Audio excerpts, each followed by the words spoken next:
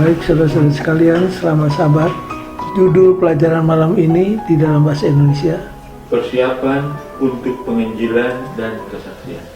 Kalau equipping itu memperlengkapi, perlengkapan untuk evangelisasi dan bersaksi. Apa itu? Kalau saudara pelajari dengan seksama, kata apa yang sangat penting di sini? Kalau kata itu dapat, lebih mudah untuk menjelaskan sekolah sahabat kita hari ini. Kata apa yang diulang-ulangi? Lihat saja di judulnya tiap hari. Apa? Belajar, learning. Jangan lupa ya, garis bawahi kata learning. Sekarang kita buka ayat intinya, Matius 4 ayat 19. Bapak Nurung boleh tolong baca. Matius 4 ayat 19. Yesus berkata kepada mereka, "Mari, ikutlah aku, dan kamu akan kujadikan penjala manusia." I will apa? Make you fishers of men.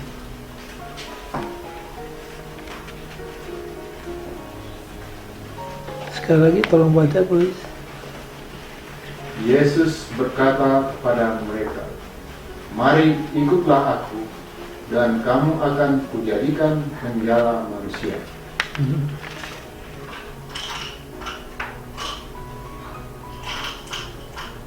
Kata apa di sini yang sangat menarik? Penjala.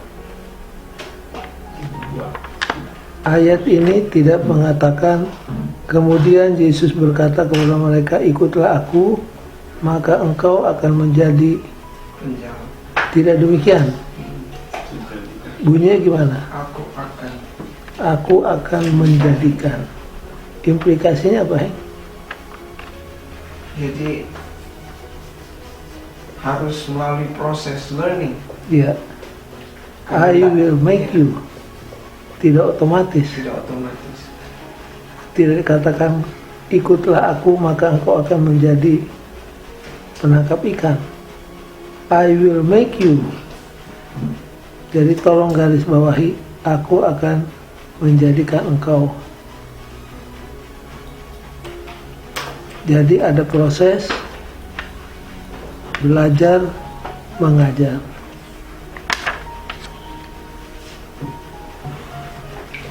Kemudian kita buka kitabnya. Hel, buka introduction, baca paragraf yang paling akhir.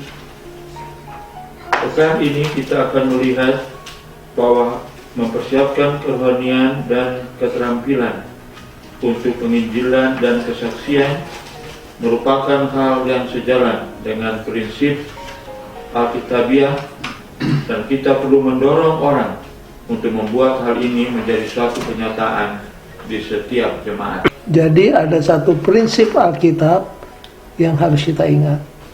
Prinsip Alkitab mengatakan bahwa untuk melaksanakan evangelisasi dan bersaksi diperlukan latihan dalam hal apa? Spiritual dan apa? Keterampilan. Dua yang harus diingat. Latihan dalam bidang kerohanian dan dalam bidang skill, keterampilan. Nanti kita akan elaborate mengenai prinsip ini. Baik, next. Jadi ada kutipan Ellen White di sini, Ministry of Healing. MH ini Ministry of Healing 149. Setiap gereja harus menjadi sebuah training school.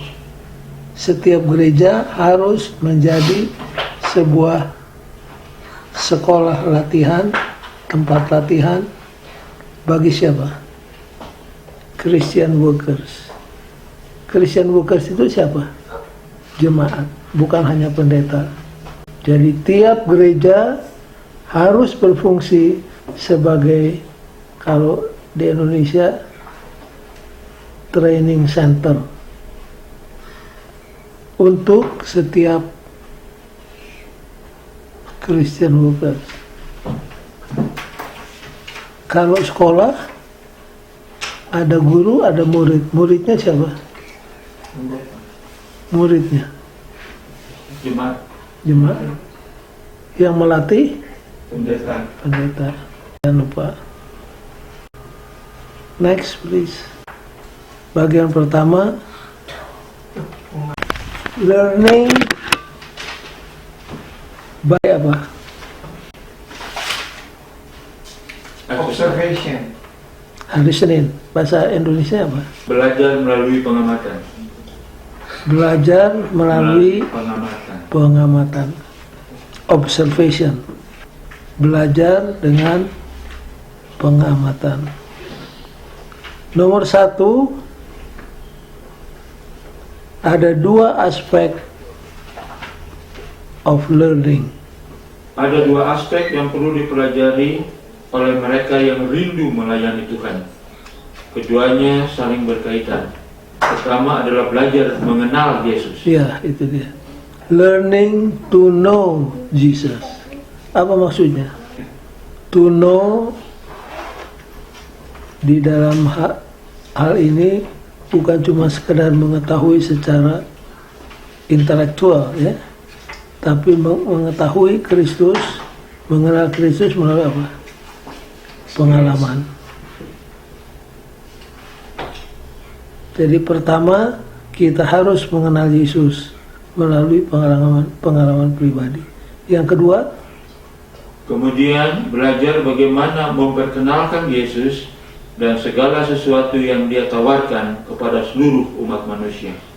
jadi kita harus belajar bagaimana membagikan atau memperkenalkan Kristus kepada orang lain.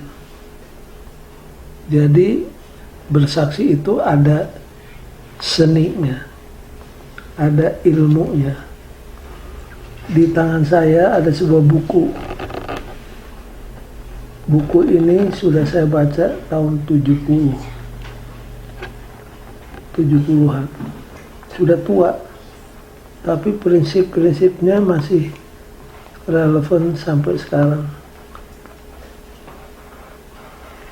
Judul buku ini adalah How to Give Away Your Faith. Bagaimana caranya membagikan iman. Kalau sudah baca di sini, banyak buah-buah pikiran yang bisa kita praktekkan untuk bersaksi. Saya baca beberapa bab, ya, judul How to Witness. Faith is the key. Why we believe. The essential foundation. Jadi kalau di gereja saudara misalkan ada kelas, seminar, anggota bekerja untuk melatih anggota bagaimana mengabar Injil secara pribadi, ini salah satu buku yang bisa dipakai. Walaupun terbitan tahun 70-an, tapi prinsipnya masih apa? Masih relevan. Jadi di gereja kita perlu diadakan apa? Latihan. Nah, yang hendak ditekankan di pelajaran hari Senin adalah how, by observing. Apa maksudnya belajar by observing? Coba kita buka Matius 11 ayat 1 sampai 11. Setelah Yesus selesai berpesan kepada ke-12 muridnya, pergilah ia dari sana untuk mengajar dan memberitakan Injil di dalam kota-kota mereka. Di dalam penjara, Yohanes mendengar tentang pekerjaan Kristus, lalu menyuruh murid-muridnya bertanya kepadanya, "Engkaukah yang akan datang itu, atau haruskah kami menantikan orang lain?"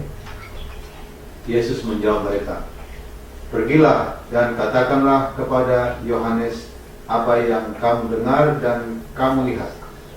Orang buta melihat, orang lumpuh berjalan, orang kusta menjadi tahir, orang tuli mendengar, orang mati dibangkitkan, dan kepada orang miskin diberitakan kabar baik.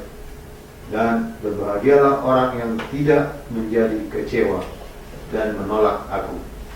Setelah murid-murid Yohanes pergi, mulailah Yesus berbicara kepada orang banyak itu tentang Yohanes. Untuk apakah kamu pergi kepada gurun, melihat buluh yang digoyangkan angin kian kemari? Atau untuk apakah kamu pergi melihat orang yang berpakaian halus? Orang yang berpakaian halus itu tempatnya di istana raja. Jadi untuk apakah kamu pergi? Melihat nabi? Benar, dan aku berkata kepadamu, bahkan lebih daripada nabi. Karena tentang dia ada tertulis, lihatlah, aku menyuruh utusanku mendahului engkau. Ia akan mempersiapkan jalanmu di hadapanmu.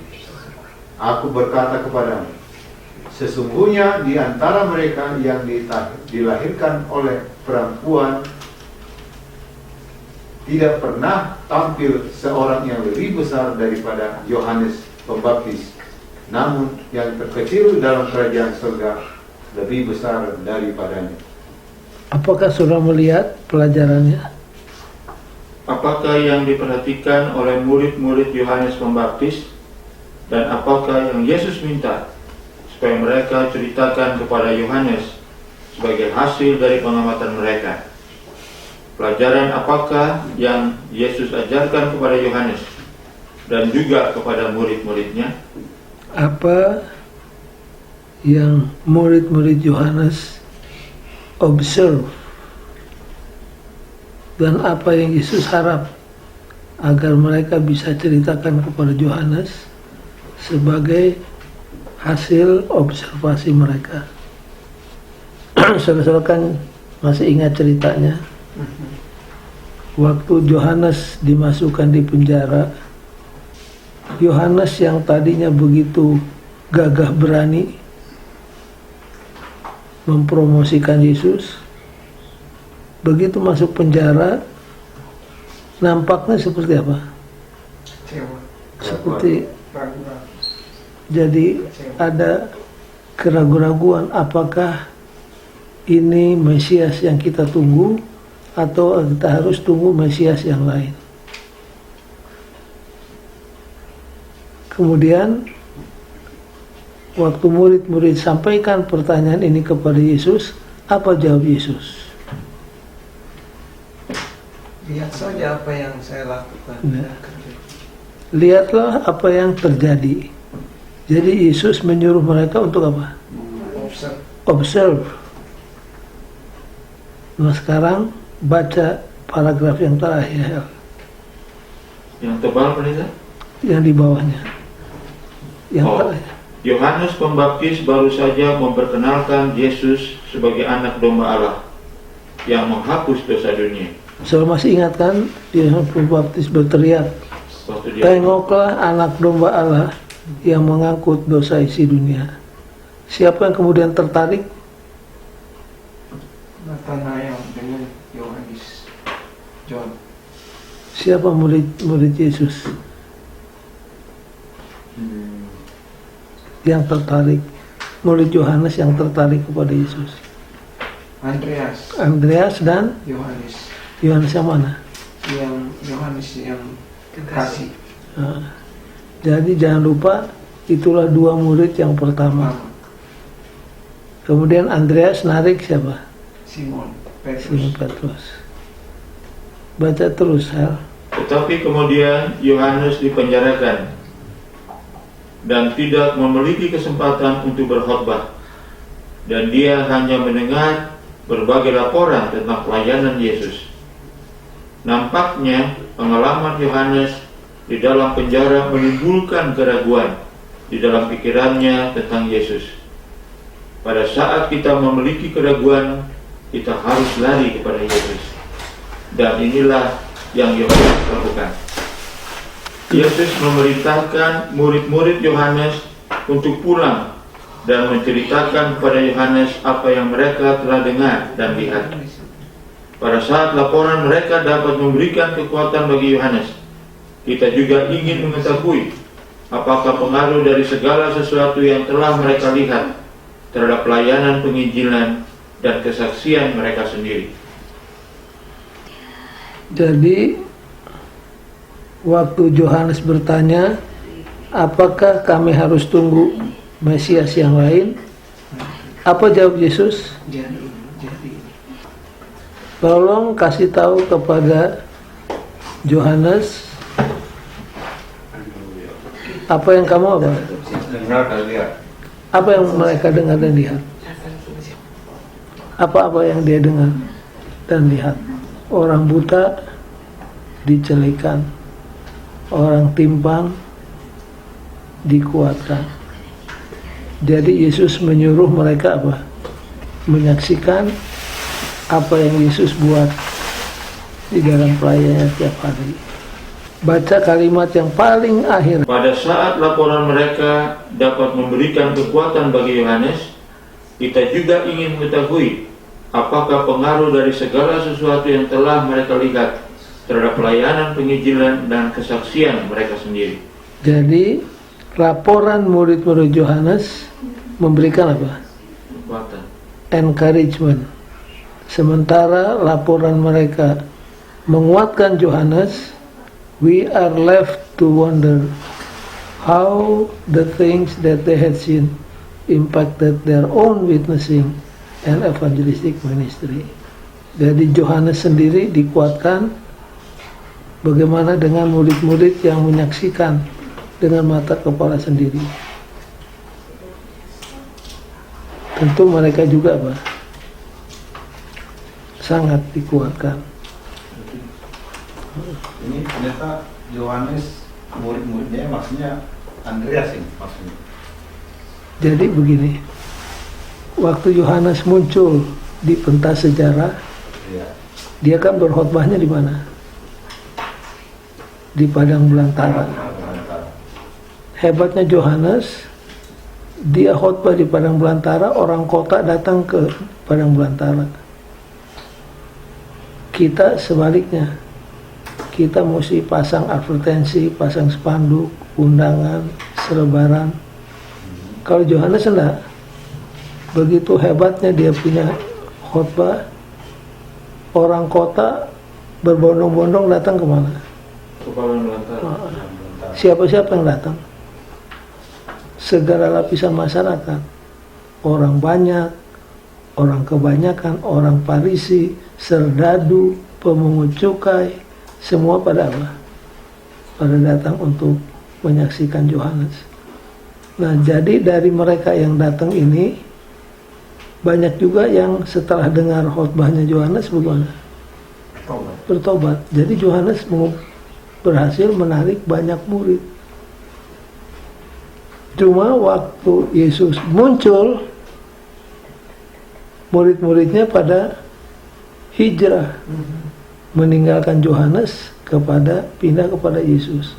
Sampai ada yang berkata, John, itu orang yang kamu promosikan, dia menyedot murid-muridmu, sehingga murid dia lebih banyak daripada muridmu. Apa jawab Yohanes?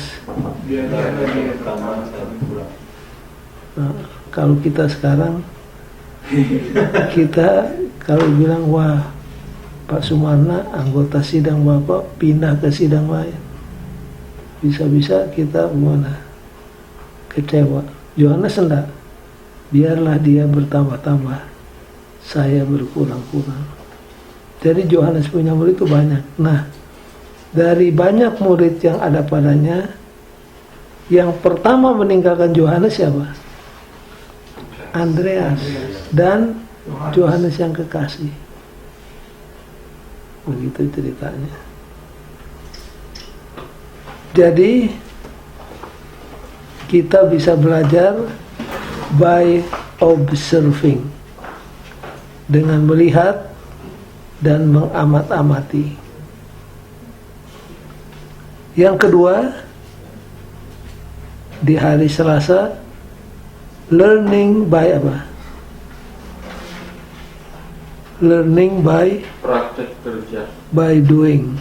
Kalau istilah bahasa Inggrisnya yang lain, learning by doing ini adalah hands-on experience.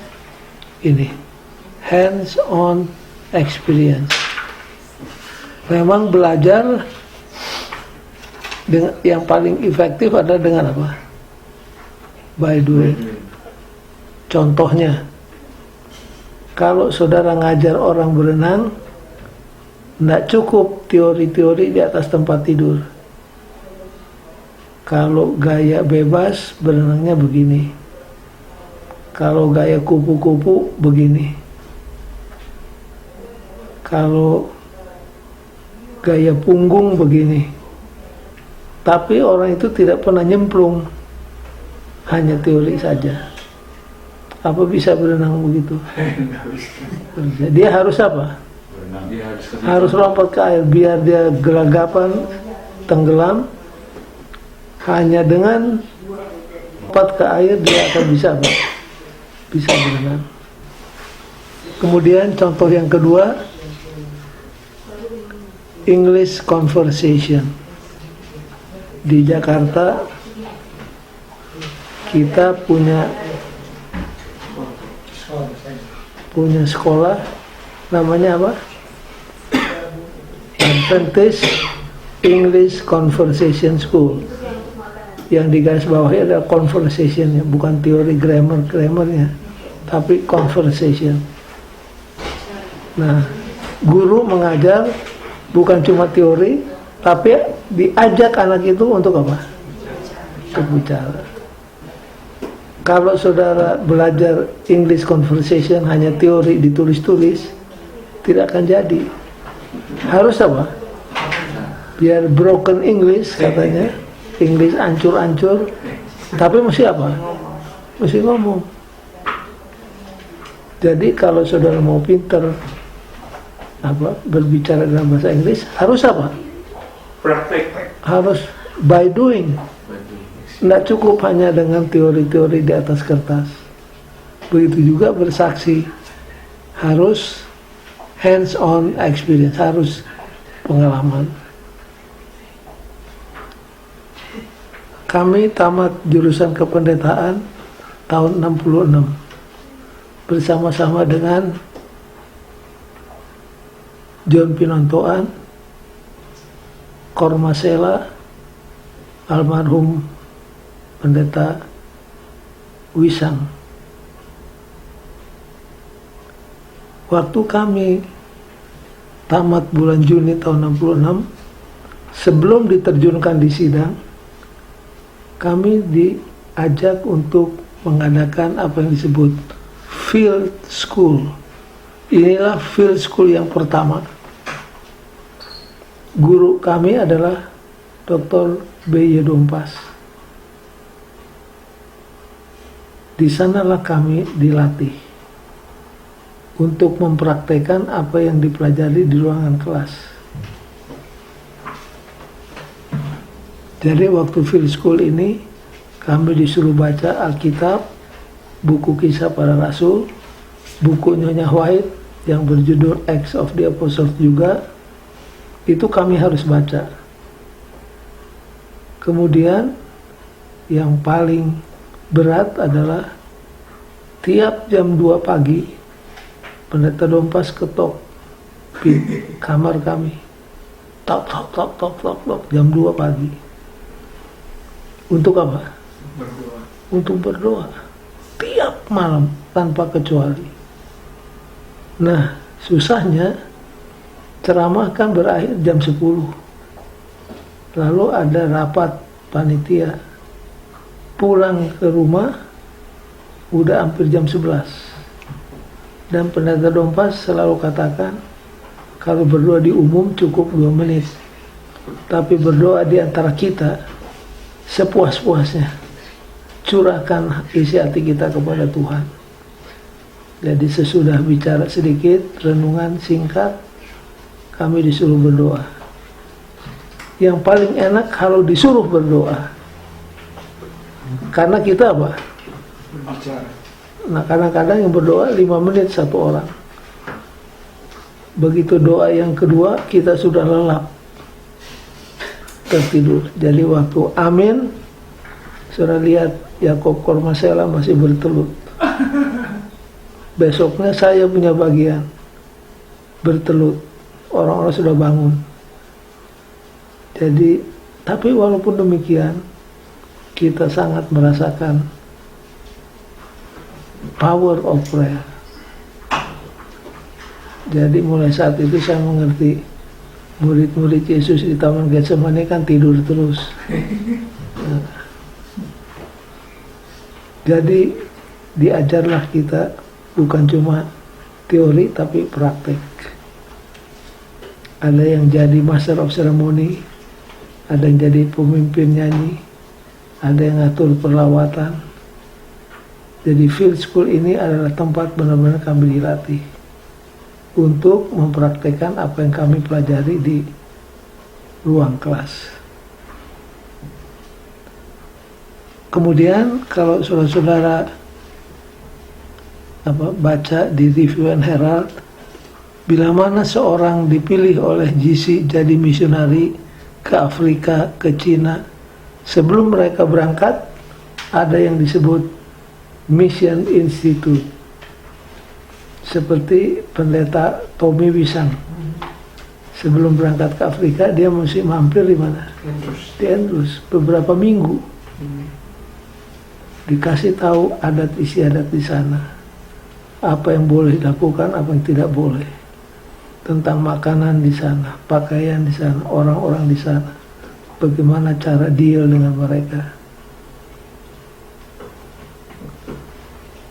Lalu di Unai, Unclub, bila mana pendeta, seorang mahasiswa tamat kependetaan, sebelum pegang sidang, sesudah field school, lalu apa?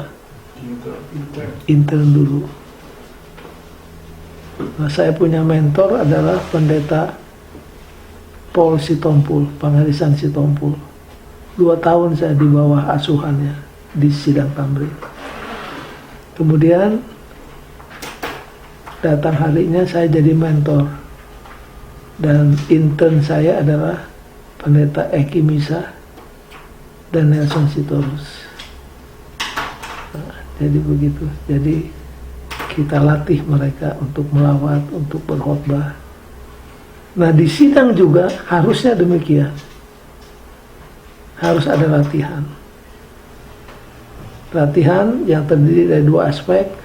Spiritual, yaitu get to know Christ personally, dengan doa, dengan renungan, baca Alkitab.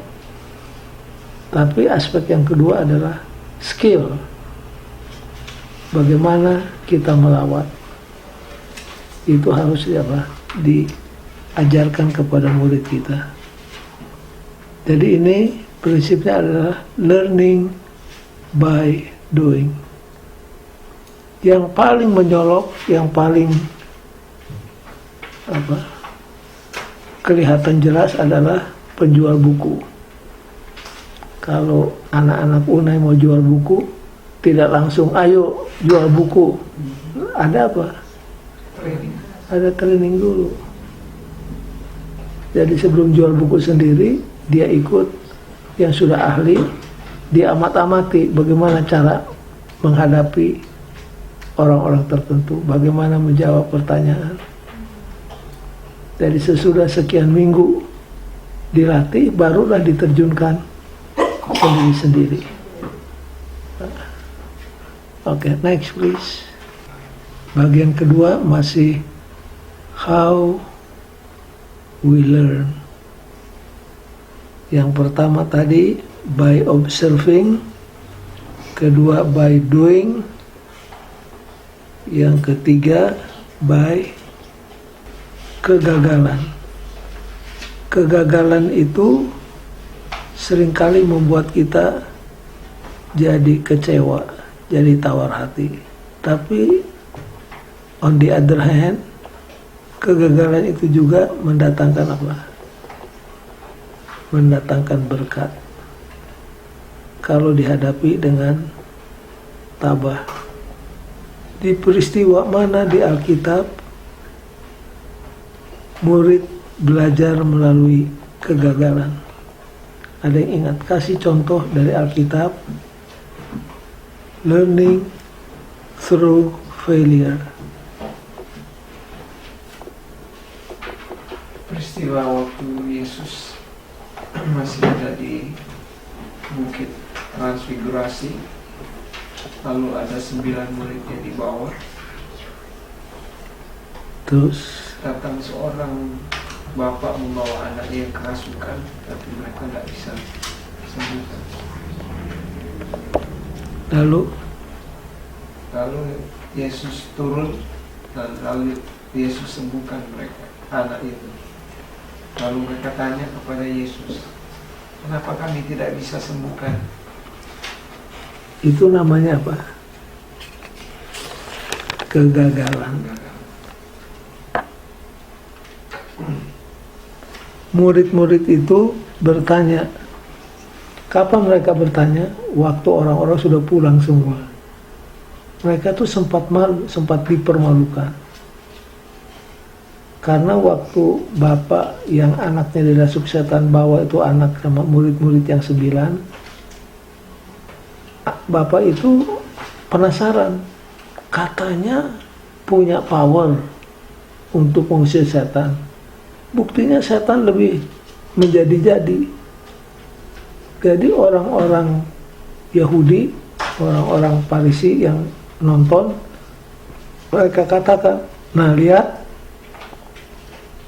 kan mereka itu penipu, tidak bisa mereka usir setan. Jadi murid-murid dalam posisi yang sulit. Jadi orang banyak mulai percaya bahwa mereka ini palsu, ngusir setan aja tidak bisa. Untung di saat yang kritikal ini Yesus turun dari mana? Bukit. Yesus itu tanya, what happened? Apa yang terjadi? Itu bapak ngadu, Yesus, anak saya dirasuk setan. Saya bawa sama muridmu, tapi muridmu tidak bisa. Setan malah lebih menjadi-jadi. Akhirnya ditengking oleh Yesus, setan keluar. Orang Yahudi itu cuk, nggak bisa ngomong. Waktu mereka sudah tinggal sendirian, murid-murid dengan Yesus, murid-murid bertanya, apa pertanyaannya? Kenapa kami tidak bisa? Why? Mereka itu harus bertanya. Why? Karena kalau saudara baca, sebelum mereka diutus keluar untuk mengabar Injil, mereka sudah diberikan apa? Power. Di Matius 10 ayat 1, sebelum berangkat Yesus janjikan power untuk mengusir setan. Tapi waktu mereka mau gunakan power untuk usir setan, ternyata power tidak keluar. What's wrong? Apa sebabnya sampai mereka gagal? Kurang percaya. Mereka lagi Baku melawan besar yang terbesar. lagi murmuring karena cuma 3 yang dibawa ke atas dan selalu mencari siapa yang terbesar. Itu dia problem. Jadi yang 9 itu kan ditinggal di bawah. Hanya berapa yang diangkat? 3. Yang 9 katakan memang cuma dia yang bisa jadi ketua sidang. Apa mereka lebih pintar? Apa mereka lebih pengalaman? Jadi gantinya berdoa, mendoakan Yesus yang ada di Bukit Transfigurasi, mereka complaining, mulai mengkritik, mulai cari salah. Nah, kalau itu terjadi, jangan harap ada kuasa di antara kita. Dan obsesi mereka adalah siapa di antara kita yang terbesar. Itu aja yang diributkan. Yudas katakan, saya punya pendidikan paling tinggi. Petrus bilang, Pendidikan memang kamu menang, tapi pengalaman siapa? Jadi masing-masing menonjolkan diri. Jadi gagal mereka. Saudara harus baca komentar Ellen White di dalam buku Kerinduan Segala Zaman tentang peristiwa ini. Ya. Jadi kenapa gagal?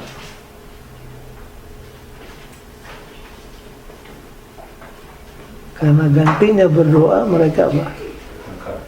Bertengkar, bersungut-sungut. Jadi itu menjadi sebuah pelajaran bagi kita juga. Learning through failure. Kemudian bagian yang berikutnya, learning melalui apa? Sukses. Coba tolong ceritakan dari Alkitab peristiwa mana mereka memberikan progress report kali ini dengan apa? Dengan kesukaan. Ada yang ingat? Kalau waktu yang 70 itu dikirim, mereka pulang, mereka melaporkan keberhasilan mereka. Apa laporannya? Menyembuhkan orang yang sakit, mengusir setan. Jadi yang 70 yang diutus Yesus pada suatu hari kembali dari tugasnya. Coba buka Lukas pasal 10 ayat 17. Kemudian ke-70 murid itu kembali dengan gembira dan berkata, Kembali dengan apa? gembira. Kalau dengan gembira artinya apa? Sukses. Kenapa? Apa yang menjadi kegembiraan mereka? Tuhan, juga setan-setan takluk kepada kami demi Wah. namamu. Coba kalau saudara bisa menaklukkan setan. Kalau kita ditaklukkan setan biasa. Tapi kalau saudara bisa menaklukkan setan itu apa? Luar biasa. Luar biasa. Makanya mereka melapor dengan penuh kegembiraan.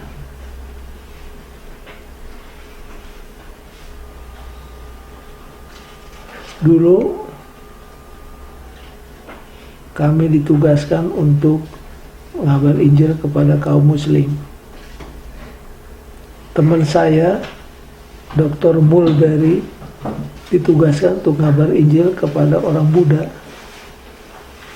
Kami sama-sama disekolahkan. Cuma saya dalam bidang Muslim Evangelism, Dr. Mulberry dalam bidang Buddhist Evangelism. Sekolah bertahun-tahun. Kemudian kami diterjunkan. Dengan anugerah Tuhan, kami bisa melaporkan berapa kaum muslim yang telah menjadi Advent. Nah, Dr. Mulberry kan kerjanya di antara orang Buddha di Thailand. Itu sangat susah. Kalau dengan kaum muslim, Quran dengan Alkitab masih ada persamaan. Kita masih bisa bergerak dari common ground seperti yang saya terangkan dalam pelajaran yang lalu. Tapi untuk menarik Buddha, kehilangan akal, mau mulai dari mana? Tidak ada, Alkitabnya sangat berbeda. Jadi setelah kami melapor tentang hasil pengabaran Injil di antara kaum muslim, Dr. Mulberry berdiri. Dia bilang, brothers and sisters, I have been successful in being a failure. Saya sukses menjadi yang gagal. I have been successful in being a failure. Kita ketawa tapi kita simpati. Kita tidak salahkan dia karena memang sulit untuk menarik siapa? Orang Buddha. Tapi dari failure kita bisa mendapat hikmah. Ya. Kita harus lebih intim dengan Tuhan supaya punya power untuk bersaksi. Nah, ini learning through success. Tadi sudah dibacakan ayatnya Lukas 10 ayat 17. Cuma ada bahaya. Kalau kita sukses, kecenderungan apa? Sombong. Apalagi satu kali seorang jenderal di bawah Napoleon diperintahkan untuk memimpin satu penyerbuan ke kubu musuh. Jadi pada waktu kubu Napoleon menghancurkan kubu musuh, jenderal yang memimpin penyerbuan itu panggil serdadunya. Dia panggil, "Serdadu, tolong bawa surat ini kepada bos kita, Napoleon." Jadi dia ambil secari kertas, dia tulis, "Kami sudah berhasil menggempur musuh begini." Panjang lebar dia cerita tentang penyerbuan. Lalu serdadu itu sampai di tempatnya Napoleon, dikasih tuh kertas laporan. Napoleon baca, di belakangnya masih kosong. Napoleon ambil pulpen, dia tulis satu pertanyaan. Dia bilang, "Serdadu, bawa kepada jenderalmu balasannya." Jenderal itu pikir dia akan ketambahan bintang. Waktu dia buka, di balik suratnya tulisan Napoleon. Sebuah pertanyaan. Are you satisfied?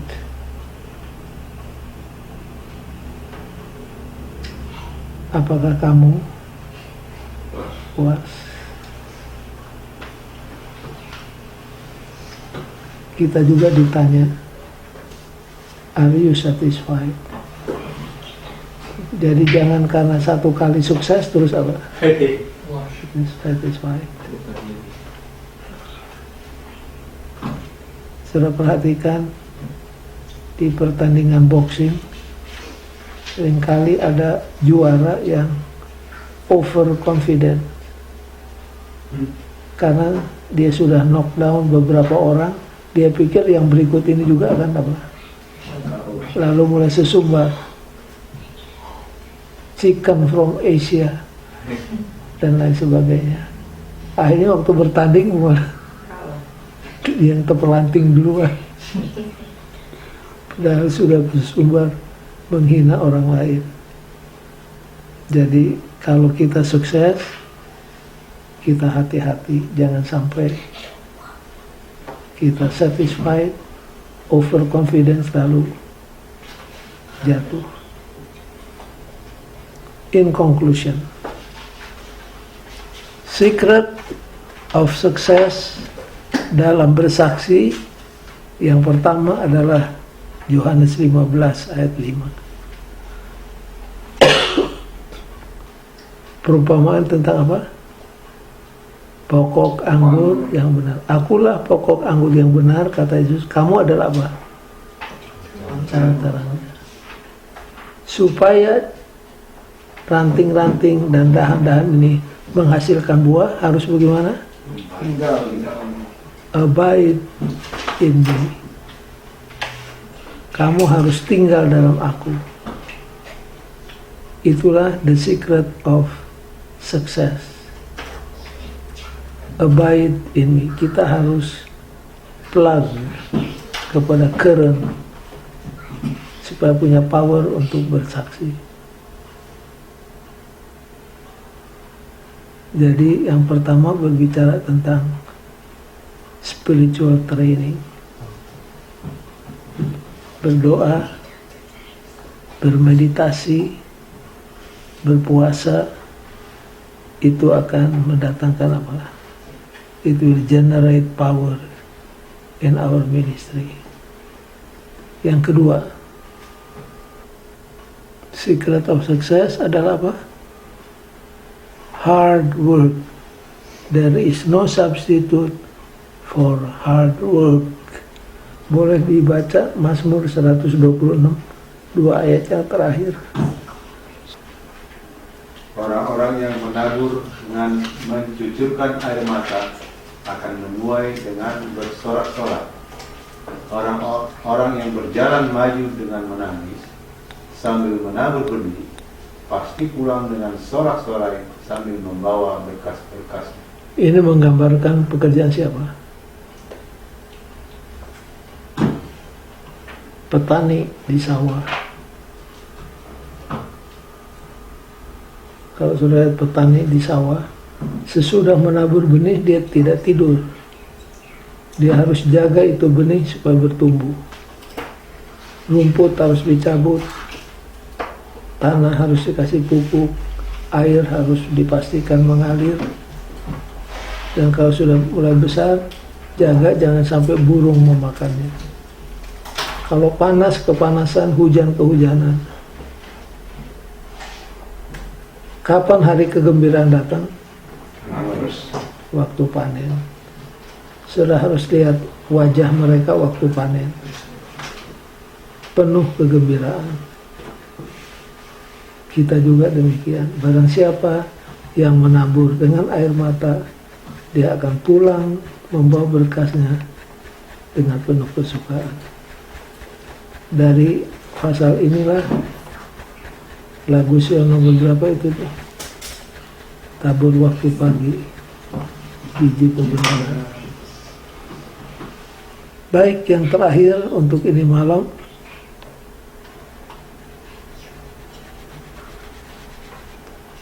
kutipan Ellen White kita baca sekali lagi. Every church should be a training school for Christian workers. Setiap gereja harus jadi pusat latihan bagi setiap Christian worker anggota.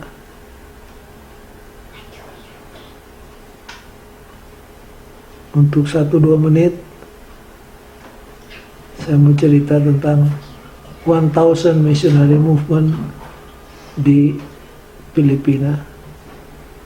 Kebetulan saya ikut duduk menjadi tim perumus penggagas gerakan 1000 misionari ini. Jadi anak-anak muda dari Filipina, Indonesia, Korea, Jepang diajak untuk datang ke tempat ini, dilatih 1 tahun. Mereka itu bangun jam 4:30. 4:30 sudah berdoa, gerak badan, makan pagi. Sudah itu masuk kelas. Mereka yang interest untuk mengabar Injil kepada orang Buddha duduk di kelas Buddhist Evangelism. Yang punya interest untuk Muslim Evangelism ikut di kelas saya. Jadi untuk 1 tahun mereka dilatih. 1, kerohanian supaya benar-benar powerful. Yang kedua, pengetahuan, supaya kalau nanti mereka berhadapan dengan orang-orang tertentu, mereka sudah dibekali dengan pengetahuan. 1 tahun dilatih dengan makanan ala kadarnya, 2 tahun melayani. Jadi ada anak perempuan dari Indonesia, selesai 2 tahun dia mau pulang ke Indonesia, mampir di kantor saya. Dia bilang, Pak Sumarna, pengalaman jadi misionari mengubah kehidupan saya. 1 kali dia ditempatkan di satu tempat di mana tidak ada orang Advent. Dia pikir bagaimana ini, mau dari mana mulai mengabari Injil. Satu kali ada di kampung itu seorang anak yang sakit. Sudah dibawa ke dukun, tidak sembuh. Ke dokter, tidak sembuh. Segala macam obat sudah diminum, tidak sembuh. Lalu anak dari 1000 Missionary Movement ini katakan, apa boleh saya berdoa kepada Tuhan saya untuk anak ini supaya dia sembuh. Dan dia berdoa, Tuhan, sembuhkan anak ini untuk kemuliaan Engkau. Boleh jadi kalau anak ini sembuh, orang di kampung ini bisa percaya kepada Engkau, bahwa Engkaulah Tuhan dan Juru Selamat yang sejati. Dia berdoa sambil menangis, sembuh dalam tempo tidak sampai 1 minggu, sembuh. Orang kampung heran, ini pasti Tuhannya hebat. Sudah ke dukun tidak sembuh, ke dokter tidak sembuh, obat-obat segala macam dipakai tidak sembuh, dia berdoa sembuh. Dari situ mereka tergugah untuk belajar, lalu di follow up, belajar. Akhirnya puluhan orang di kampung itu dibaptis, gereja berdiri. Karena belum ada dana waktu itu, mereka potong pohon, tiangnya dari pohon, atapnya dari atap, daun-daunan, dan di sana mereka berbakti. Kemudian dia cerita, waktu itu musim panas, kehabisan air, jangankan untuk mandi, untuk minum aja udah kurang. Mereka berdoa dengan orang kampung, hujan turun dengan lebatnya. Orang kampung percaya, gereja yang satu berdiri lagi. Kalau dengar cerita mereka, kita ikut terharu. Jadi saudara-saudara sekalian, jadikan gereja kita training center, dan biar pendeta ambil waktu lebih banyak untuk melatih, memperlengkapi anggota untuk menjadi saksi bagi Kristus. Itulah pelajaran malam ini. God bless all of you.